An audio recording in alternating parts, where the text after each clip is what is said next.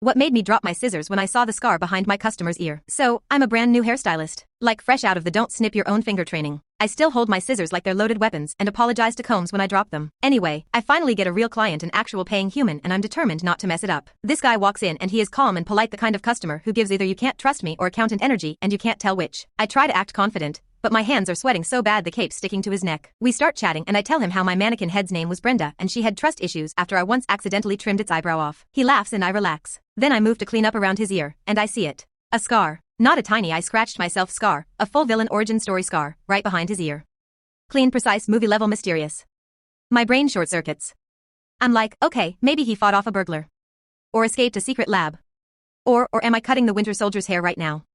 I freeze mid-snips, scissors trembling like I'm in a surgery scene. And then, without thinking, I blurt, "So, what's the story behind this?"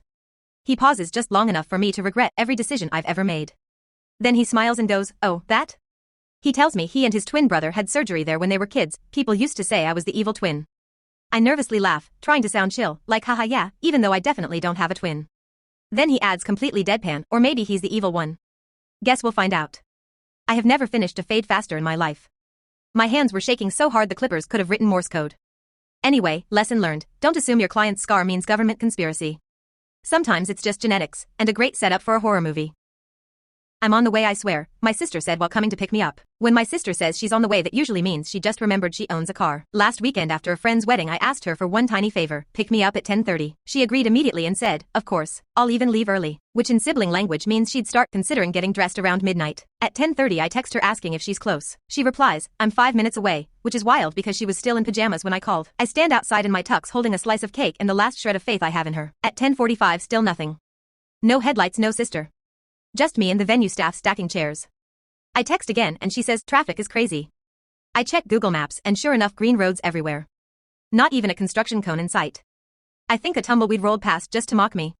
At 11:15 I finally call her, she answers mid-giggle, and I swear I hear a blender in the background. Are you making a smoothie right now? I ask. She pauses and stammers out, no, right as the sound of ice crushing intensifies. By midnight the wedding's over and I'm basically an unpaid member of the cleanup crew.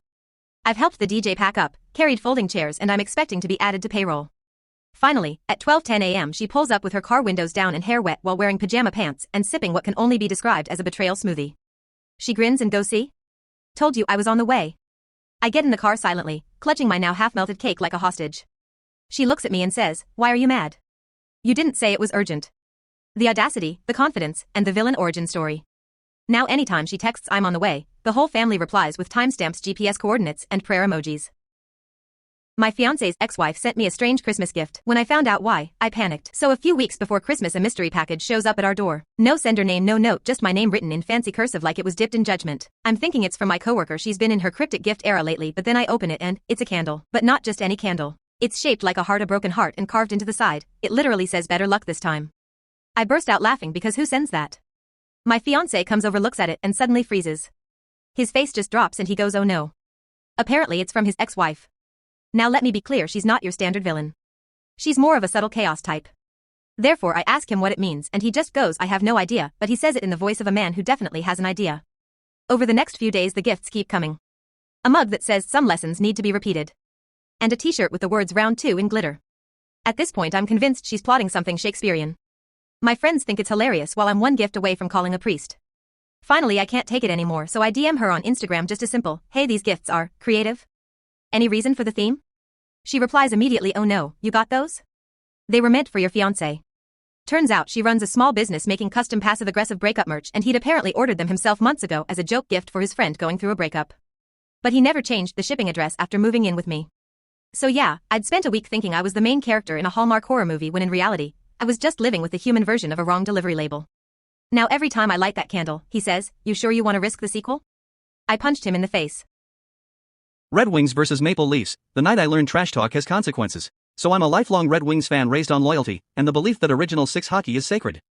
My coworker, Mike, is a diehard Leafs fan. Normally, we tease each other harmlessly in the office. How's the playoff drought? How's retirement treating your team? Classic banter. Then one Friday, our boss decides to host a team bonding watch party in the break room. Wings vs Leafs. Free pizza. Everyone's excited. I come in wearing my Wings jersey, Mike shows up in full Leafs gear, scarf, hat, even socks. It's like hockey cosplay. The game starts, and it's going great for Detroit. I'm riding high, talking just enough smack to be funny but not HR worthy.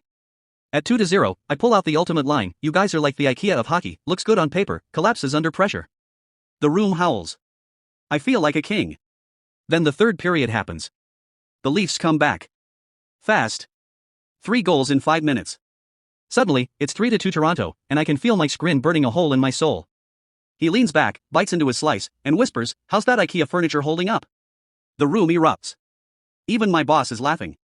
I consider resigning on the spot. But the worst part? Monday morning, he replaces my coffee mug with one that says "Property of Leafs Nation." Every time I reach for it, he just smirks. I can't even be mad, it's a solid burn. A week later, the Wings win the rematch, and I finally get my revenge by swapping his desktop wallpaper to Steve Yzerman holding the cup. He hasn't changed it back yet. Moral of the story, never underestimate how far a hockey fan will go for petty revenge, especially when pizza and pride are on the line.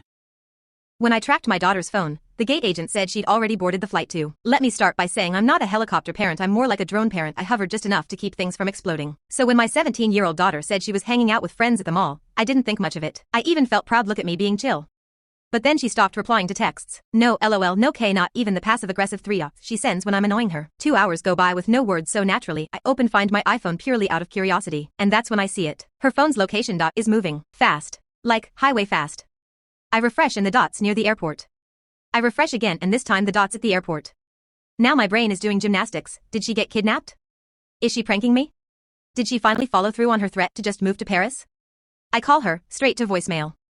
I text, nothing. So I grab my keys, half-dressed and fully panicking, and drive straight to the airport.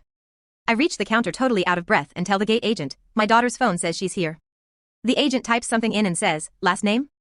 I tell her and she checks, nods politely and goes, oh, yeah. She already boarded. I just stand there blinking like a malfunctioning NPC. She what? And then the agent says, she's on flight 328 to Sydney.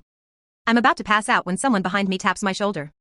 It's a teenage boy in a hoodie holding a suitcase and he goes, hey, are you Mrs. Thompson? Your daughter left her AirTag in my backpack by mistake. Turns out, she'd been at Starbucks with her friends and her AirTag somehow latched onto this poor guy's bag. I basically chased a random high schooler halfway to Australia because of my daughter's terrible experience with keychains. She finally texted me 30 minutes later, hey mom, why does my phone say I'm heading to Sydney? The AirTag plotted against us.